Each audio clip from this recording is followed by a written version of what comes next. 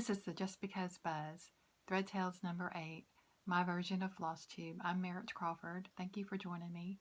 Today is Wednesday, October 28th, and a beautiful fall day in Northwest Ohio.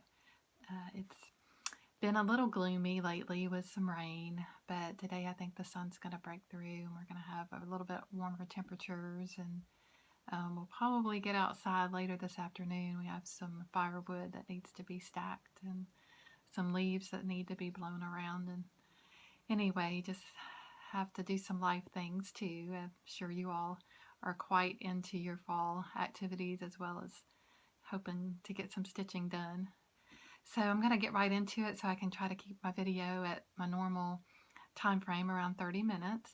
But welcome, thank you for coming. If you are returning, thank you for watching my videos and commenting and subscribing. That means a lot, and I really appreciate that. And then thank you for coming by if you're new. I understand I've been shouted out on Kathleen's Situation Normals video this week, and I really appreciate that, Kathleen. That is so kind of you. And I have already received some comments from some folks that have come over and watched my video, so thank you so much. I hope you'll enjoy my content. I do a little bit of cross stitch, I do quilting, and I also do some wool applique, and really enjoy just about anything with needle and thread. So we'll just jump right in. The first thing I want to show you is an old FFO. It's hand stitching. It's not cross stitch. It's not really quilting.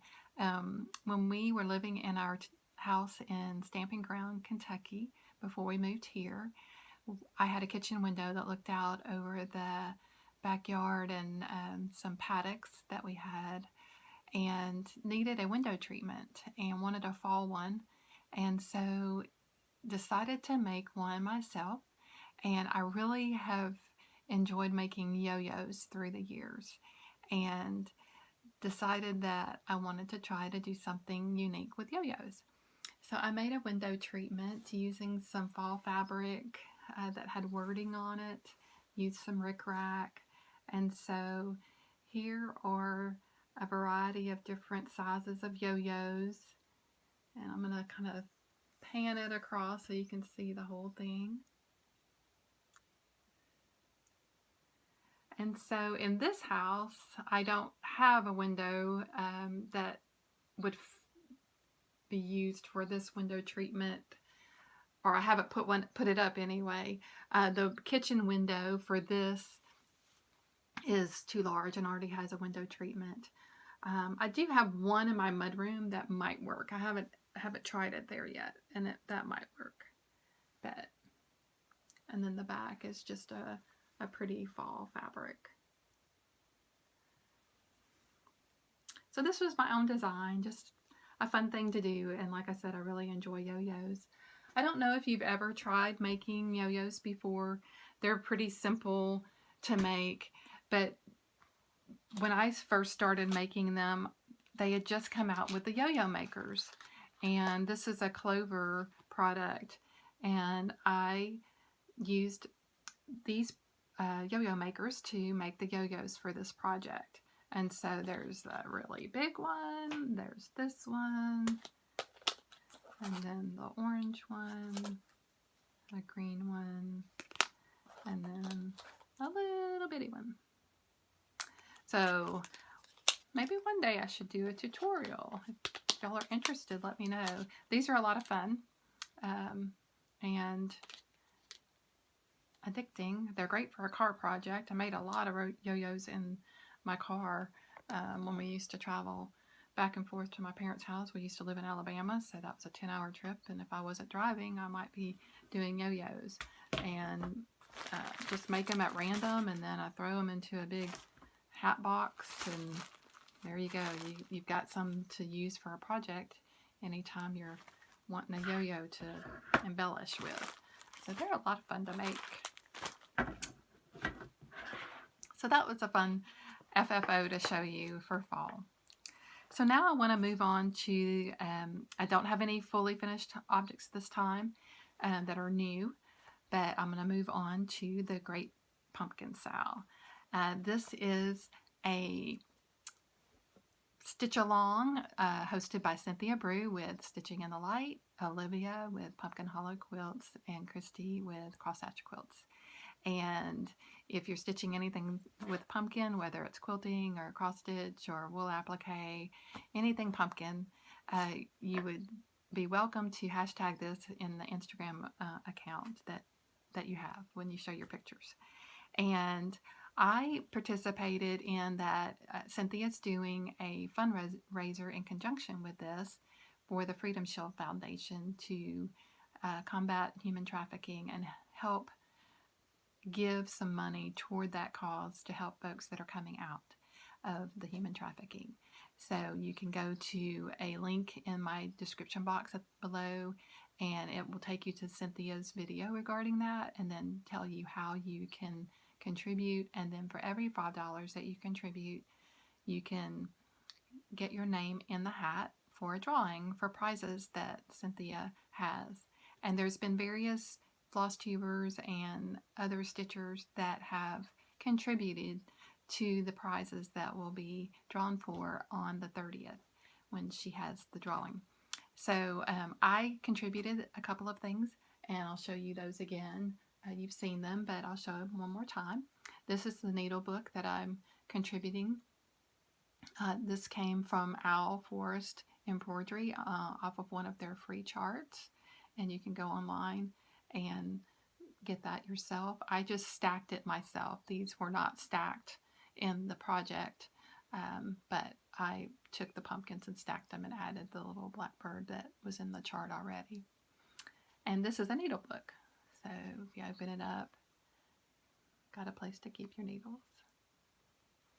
And I lined it on the inside.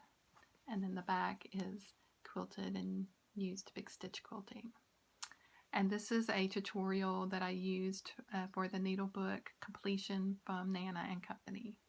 And that will be in the link below as well. And then I also made a mug rug. And the mug rug is a Lori Holt 6-inch or 6.5-inch unfinished, 6-inch finished. And I've mentioned this before in my videos, but this will also be a giveaway for the Great Pumpkin Sow. This is a little pocket that you can put a spoon or a straw or anything like that. So those are the two items that I'm going to contribute. And then I've been stitching with the hashtag The Great Pumpkin Sow, and so the first thing I want to show you is a finish, and it is Thankful Every Day, and this is by Heartstring Samplery. And I'll show you a picture. It's not the best picture, mainly because of my printer, not because of what was offered. And these are the colors. And these are all the called for colors that I used. And the linen that I used is a 32 count apple blossom, and I stitched 2/2. And it's getting blown out a little bit because I've got some sunlight coming in, but that's pretty true. It's kind of a pinky color, but I kind of like it because of this thread, which is the Weeks Dye Works Carolina Cecil. I really kind of like that. I like how it looked on the fabric. So Thankful Every Day. And I'm probably going to finish it as a little pillow. So I was really pleased with how that came out. I loved using the fancy floss. This is really my first project using all fancy floss. I've used it sporadically, but this is the first time I've used it exclusively in one project. And then if you follow Kathleen at Situation Normal, you know that we've been working together to try to stitch pumpkins for sale by Stitches Through the Years. And now it's been about 5 weeks ago, I mailed her a piece of fabric that she liked, that I had in my stash, that I was happy to share, and a little needle minder. Well, it never arrived and never arrived. And I thought, what in the world? Why is this taking so long? And I was communicating back and forth with Kathleen. And finally I thought, okay, I'm just going to stitch another little needle minder for her, and I'm going to stick it in the mail again. And I had stitched the needle minder, and the next day I was getting ready to mail, and she texted me that day. It was like a Wednesday, a week ago, and it had come, and it was 4 weeks. And one thing that's kind of funny is I do live in Northwest Ohio, and she lives in Canada, basically in I think it's Ontario, and we're kind of on opposite ends of Lake Erie by about 4.5 hours, and it took 4 weeks. So I know our mail systems are just overloaded, and I really appreciate them. They've been a source of joy for me when I go to my mailbox and find something that someone's written me a card during this time. So I really appreciate them. I don't know if it got lost or what, but it got delivered, and so we got to start this. So here's my needle minder that I wound up keeping for myself because it's the second one I made. So I made one similar to this for Kathleen, and these are little pumpkins that are actually in the chart. So I started it on a piece of linen that I had coffee tea dyed, and I'm going to show it to you. I just don't like the way it was looking. It wasn't showing up. I started on her dress, and I just do not like that it was not showing up very well, and just wasn't happy. I didn't even really like the way my stitches looked. They just didn't look smooth, and I just wasn't very happy with it. So I switched to a 25 count Wedgwood Lugana, and I like it much better. And this is actually the pattern. And I'm using the called for DMC threads. And so this is my progress so far. So I'm really enjoying it. It's so much quicker, I guess, on this higher count. You'd say I am stitching 2/2, and like I said, using the called for DMC threads. And I do like it a lot. So I still have the young man to finish, and then there's a big cart over here of pumpkins with a bird on it and some more falling leaves up here. But it's going well, and I do like the Wedgwood. It's not as light as it's showing on here. It's a little bit brighter, but I do like it. So Kathleen said she's going to get caught up. And her fabric is a little bit darker than this. It's a little more slate blue looking, but very pretty. So I'm excited to see what hers looks like in that fabric. And then also I've been working on Every Day I'm Pumpkining. And this is by Heartstring Samplery as well. And she offered a kit. I purchased the pattern, and then, so this is the pattern that I was talking about before I was interrupted. So Every Day I'm Pumpkining by Heartstring Samplery Beth Twist. And the models were stitched on Picture This Plus 32 count Oaken 1/2. And then the kit that she had available at the time were these flosses. And then this is my progress so far. And she said in the kit, like, if you were careful, you could get both little pillows out of one piece of linen that she sent in the kit. And I think I will be able to, because this is the bottom of the first one, and this is about halfway. So if I'm real careful, I can fit the other one on there too, and then have 2 pillows. All right.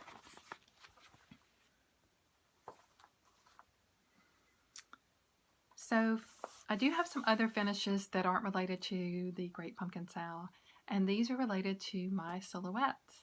So I want to show you those.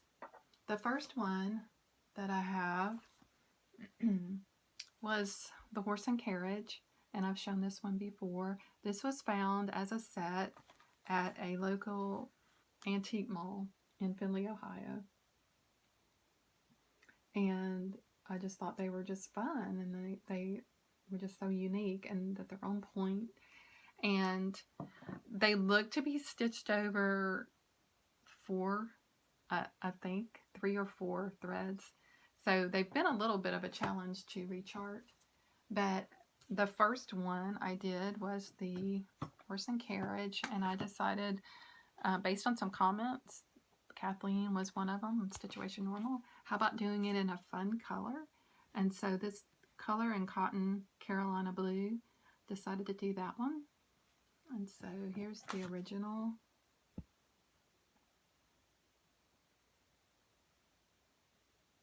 And then there's the color in Cotton. This is an antique white linen, and I believe it's about 30 count. Didn't have a label on it. So that's that one. And then I did one that I had used coffee tea dye fabric. It's a 28 count. And here's the original. And the thread that I used for this is a Valdani. It is an over dyed thread. Comes on a spool like this. And what I might do is hold it up like this so you can see, maybe. See the variegation in it. And it is called Blue Black Heirloom Color Fast. It's a hand over dyed is what the packaging says. And it's a 24 weight. And you can see the variegation in it. So I'm still playing around with this and hope to get some patterns charted so that other people could enjoy these as well. And those were fun to get finished, and so I want to continue working on that project and get those charted. And I wanted to thank Cindy at Luhu Stitches. She answered a question of mine recently on her YouTube channel, her latest one, about what are some good programs for charting cross stitch, and I really appreciate her sharing that. And then also Melissa with Pinker Pumpkin Quilting. She shares some freebies on her Instagram and her blog, and I reached out to her and asked her what she used, and she shared with me what she used as well. And hers is Stitch Fiddle, I believe is the name of it. And that was one of the ones that one of the links that Cindy provided, that was a recommendation too. So I really want to thank them for being kind and sharing what they use for charting their cross stitch, so that I can look at those programs and see what would work best for me when I go to start charting those in a program that can be shared. That's the main thing, is how am I going to share them with you all. So I'm looking forward to that. And then on my radar for November, I've talked about this chart a little bit before, but it is the Giving Thanks Table Mat by Blackbird Design. And I've got the colors kind of laid out here, but that's the chart itself. And at my last video, I mentioned that I didn't have any black 28 count Lugana, which is what it's called for. And I had mentioned I would probably have to go purchase some. But what I was thinking, I had some black Rit dye that I ordered. And so I thought, well, maybe I should try doing my own. I didn't have any Lugana in 28 count, but I did have some Jobleen Ivory. So that may be what I decide to do. It feels really good, and I think it would have a good body for a table mat. So I think I'm going to try that and use what I have in my stash. That's on my radar. So I want to talk about some quilty fun stuff.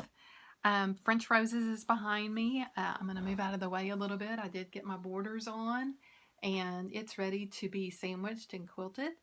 So I'm excited that I got another at least I got a quilt top finished and it's not in a UF pile in pieces. So I'm excited about that. And then on my Farm Girl Vintage quilt, Louise and I have been working on our borders, and I can kind of show you just kind of a mess actually. It's my flying geese, and so there's a technique that you can use to actually make 4 at a time. And so that's what we're doing. We're making our flying geese. It's one of the borders. There's a white border, and then there's a flying geese border, another white, and then a wide. And so, yeah, I was still working on that quilt. It's coming along. And then Louise made me get out a UFO of mine from many years ago. It's called Old Tannenbaum, and I have it up behind French Roses, but I don't think I'm gonna try to reveal it yet because I might pull the whole design wall down, and I definitely don't want to do that. But I can show you a picture of the pattern. So to come, this will be something that I'll have on my design wall. And I have these blocks done, which are paper pieced. I have this house done, which is paper pieced. I have all the log cabin blocks, which are the ones that go around here that are half and half green and half cream. I have these blocks with the red and the gold and the green. I have those completed. I don't have the center block behind the tree, so, and then I have some other blocks around the edge that I need to complete. I have the 4 cornerstones complete, which are also paper pieced. So there's a lot to be done with this quilt, but next video, I will have French Roses down, and you'll be able to see the progress on that. So that's my next UFO. I've gotten my marching orders. If you've watched Brenda and the Serial Starter, Brenda gives Laura marching orders. Well, Louise gives me marching orders, and so this is my current marching order, is to get Old Tannenbaum completed. So orders accepted. All right, so haul. Recently my daughter and I did some shopping, and we went to a place called McQueen's Apple Orchard in Holland, Ohio, which is just a suburb of Toledo. And I found this cute little ornament and thought of a very cute way it would be fun to finish something on here, or leave it just like it is, but it would be fun to put some cross stitch here on the front too. So thought that was adorable. It does open. Cute, isn't it? Has a little hanger. So I thought that would be fun for a finishing. And then, let's see, was recently in Joann's and found these stitch cards. Didn't realize Joann's even had the Lori Holt stitch cards, and this is set B, so decided to get that. And then was in Barnes & Noble looking for the current issue of Punch Needle and Primitive Stitcher magazine. I have the summer and the fall, and this is a fairly new magazine to me, and I really enjoyed it. The tutorials in it are great, and just the articles are really fun to read, and the projects are wonderful. And didn't find the new one in Barnes & Noble, but way up in the corner, couldn't see it if you were just standing at the rack, the magazine rack, was the spring one, and I didn't have the spring one, so I went ahead and picked that up. I know a bunch of you already have that. And then thrift store shopping, we decided to try that a couple of weeks ago, and in our area, and we hadn't done that before. And I found some Just Cross Stitch magazines for 25 cents.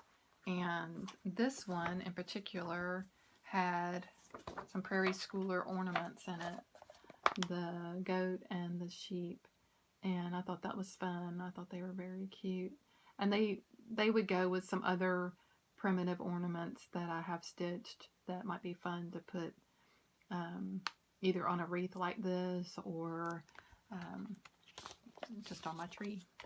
So found several Just Cross Stitch magazines, bought 4 of those, and then also found a cross stitch magazine. This one I was familiar with as well, but what caught my eye was I loved this motif at the top.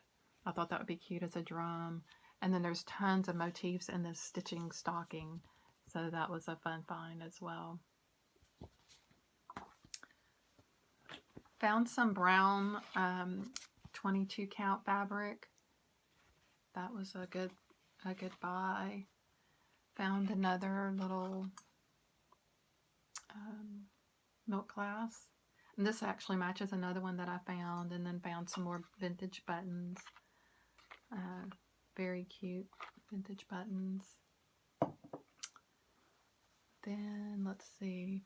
Found some fabric at a estate sale that we went to last Friday. I wasn't going to buy anything. This was strictly going for my daughter because there were some books there that she might be interested in. But found this fabric and just thought it was fun. The polka dots and then the floral. I think it would be really cute as an apron. So that's kind of what I'm thinking. There's quite a bit of fabric and both pieces were 25 cents each. So bought that. Also at that same estate sale, I found this little cup. It has Germany on the bottom, and it's a mustache cup. But I thought, what a cute pincushion. Put that right there, and then your scissors could go here. So I thought that was really cute. And then there was a notions bag at the same estate sale. So there were some zippers in the notions bag that I could use for little bags. And then this little interesting contraption. And it was in the notions bag. I was mainly interested in the zippers, but this was already in the bag, and you have to buy the whole bag. And it's called an Easy Stitcher, and it is quite the contraption. Look at that needle. Of course, what the needle is actually a sewing machine needle that's pushed up in there. It comes apart. You put your spool of thread in there. It's got a vintage Coats and Clark in there. And then in the lid, there's your needle. And it's actually a sewing machine needle. Anyway, it all goes together and you can somehow stitch with it. I've never tried it. I just kind of played with it yesterday. Trying to get it apart just to even look at it. But I thought it was pretty interesting. The little pamphlet says you can applique with it. You can hemming, tacking, basting, overcasting, shirring, smocking, applique, decorative stitching. I just thought that was very interesting.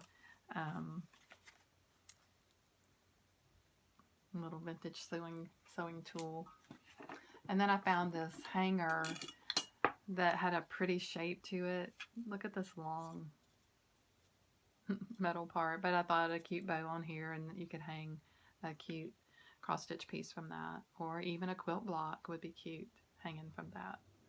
So that was fun to find. I like unique shaped hangers. So let's see if I've shared everything. I think I have. I'm not sure where my time is, as I got interrupted earlier, so we'll just splice it together and go on. But I do want to leave you with an encouraging word, and I want you to think about the word impossible.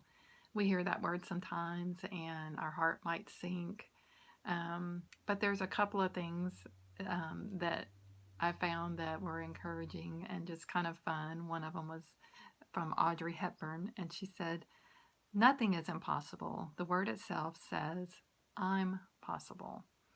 And then in the Bible, in Luke chapter 1, verse 37, it says, "For nothing will be impossible with God." And I just am encouraged by that, even in our current situation with COVID and just our election coming up. We just want to be kind to one another and love one another, say uplifting things, just smile. I know with masks, it's kind of hard to smile, but you can tell when somebody's smiling at you, just their eye expressions, I think.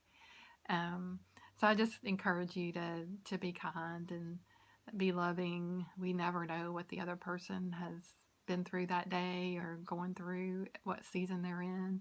And so our kindness can go a long way. Thank you so much for stopping by and seeing what I've been up to. I really appreciate your comments, and if you'll like and subscribe, I appreciate that. And as I get to more subscribers around the 200 mark, if I get up to 200, we'll do another giveaway. I have some other charts that I'm happy to share, and so I would love to be able to do that for you. And thank you so much, and have a great rest of the week, and I'll see you soon.